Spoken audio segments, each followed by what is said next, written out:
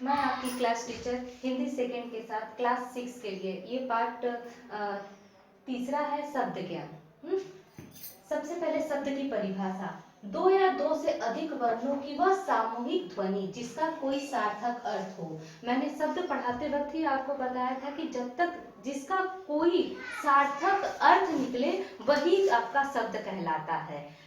निरर्थक शब्दों का कोई भी मतलब नहीं होता है। दूसरा, अब उसका देखते हैं शब्दों का वर्गीकरण कि इसे किस प्रकार से वर्गीकृत किया जाता है। तो इसे 4 भागों में विभाजित किया गया है। पहला अर्थ की दृष्टि से, दूसरा उत्पत्ति की दृष्टि से, तीसरा बनावट की दृष्टि से।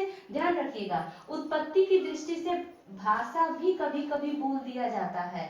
तीसरा, प्रयोग या रूपांतरण या विकार की दृष्टि से शब्दों का वर्गीकरण 4 प्रकार का होता है। सबसे पहले हम लोग अर्थ की दृष्टि से देखते हैं तो इसके 5 प्रकार होते हैं। एकार्थी, जैसे कि इसके नाम से ही क्लियर हो रहा है कि एक ही अर्थ में इसका प्रयोग में होता हो, जैसे नमस्कार, इसका एक ही अर्थ में हम लोग प्रयोग करते हैं इसका अर्थ। दूसरा होता है अनेकार्थी शब्द। फिर वही बात कि ये फिर से स्पष्ट हो गया है इसके शब्द से ही ये हमें पता चल जा रहा है कि एक से अधिक इसके अर्थ निकलते हैं, इसीलिए इसे अनेकार्थी शब्द कहते हैं। जैसे कर, कर का एक टेक्स्ट भी होता है, दूसरा हाथ भी होता है, यानी शब्द तो एक है लेकिन उसके 2 मतलब निकले। ठीक। तीसरा है पर्यायवाची शब्द। आपने अभी तक कई बार पर्यायवाची शब्द पढ़े हैं, यानी जिनके अर्थ समान हो।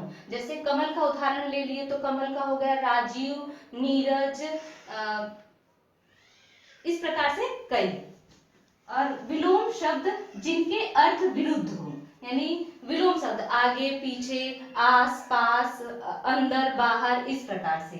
समरूपी भिन्नार्थक, सुनने में एक जैसे लगते हैं परंतु इसके अर्थ अलग अलग होते हैं। ये जब हम लोग सुनते हैं तो लगता है कि एक ही शब्द है, लेकिन जैसे ही हम उसका एक्सप्लेन करते हैं तो वो अलग अलग होता है। जैसे देखिए गृह यानी घर, और वही गृह नक्षत्र, बस बोलने में भी वो अलग है लेकिन हमारे सुनने में वो अलग एक हो जाता है, गृह और ग्रह। दूसरा आया उत्पत्ति की दृष्टि से, जिसमें आता है तत्सम शब्द। तत्सम का अर्थ होता है जो शब्द हमने सीधे संस्कृत भाषा से ले लिया है वही आपका होता है तत्सम। जैसे अग्नि, अग्नि को हमने सीधे संस्कृत से ले लिया है। दूसरा तद्भव, यानी संस्कृत के बिगड़े हुए रूप को तद्भव कहते हैं। ठीक उसी प्रकार से जैसे अग्नि का हम लोग आग ले लेते हैं, उसका बिगड़ा हुआ रूप आग है। या फिर गौ का ये तत्सम शब्द है, उसका बिगड़ा हुआ रूप होता है गाय। तीसरा है देशज शब्द। हमारी आम बोलचाल की भाषा में हम लोग देशज शब्द का इस्तेमाल करते हैं, जैसे गाड़ी, झुग्गी, खाट, कुदाल इत्यादि। तीसरा, चौथा हुआ विदेशी शब्द। ये हम लोग बाहर से आए हुए शब्दों का रोजमर्रा के जीवन में उपयोग करने लगते हैं, वो होता है आपका विदेशी शब्द, जैसे डॉक्टर, स्टेशन इत्यादि।